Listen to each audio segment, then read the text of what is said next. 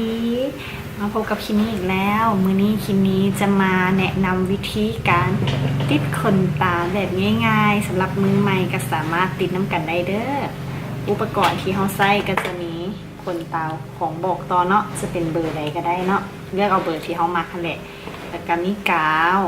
ติดขนตาจะเป็นสีดำหรือสีขาวก็ได้มีแนบคีบขนตาเนาะถ้าบ่มีแนบเขาก็สามารถเอามือได้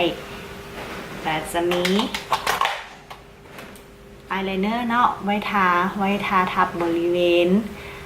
ขนตาปลอมเฮาแล้วก็เป็นแต้มเป็นอายไลเนอร์ตัวสุดท้ายนี่ก็จะเป็นมาสคาร่าเพื่อปัดเฮ็ดให้ขนตาแท้กับขนตาปลอมเฮาจะติดกันเป็นอันเดียวเนาะจะเบิ่งบ่ลอกตาจะบ่เป็นสองสั้นสำหรับวิธีติดมีคือแนวใดนั้นไปเบิ่งกันเลยถ้ามีเฮาจะเอาขนตาออกมาเนาะแล้วก็บิดให้มันโค้งแบบนี้เพื่อจะได้ติดง่ายแล้วเฮาก็มาแทกตาเฮาว่ามันยาวบ่ถ้ามันยาวเกินไปเฮาก็ตัดออกจะหลายจะยาวกว่าเนาะบ่มีสั้นกว่าเฮาก็ลองทาบกับตาเฮาเบิ่งถ้ามันยาวเกินเฮาก็ตัดออกแต่อันนี้ของคิมมี่นี่พอดีแล้วคิมมี่จะทาแล้วก็ติดไปเลย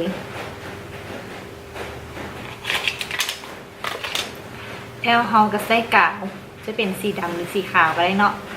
ทาบนแกนนี่ไว้แป๊บนึงประมาณ3 วินาทีเนาะเห็นให้กาวมันเหนียวหรือจึงมาติดการทาละติด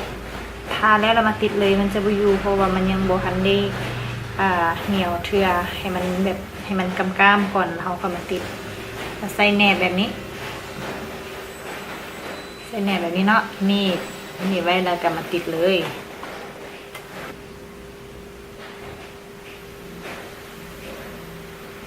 ได้แล้วเนาะอยู่แล้วป้าเห็นติดก่อนให้มันอยู่ก่อนเดี๋ยวเขาจะมาแปะแถวกาวเลอะนี่พวกเป็นอย่างนอนเดี๋ยวมันแห้งเดี๋ยวเขาก็คีบออกได้ตัวนี้เนาะ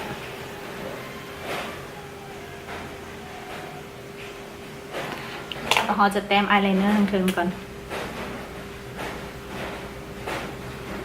แต้มทับเลย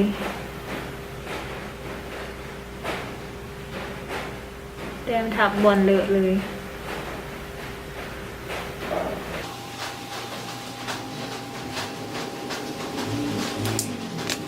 ไปก้นของแปรงนี้มาดันขนตาแท้กับขนตาปลอมให้มันติดกันแล้วเขาก็ปัสมาสคาร่าใส่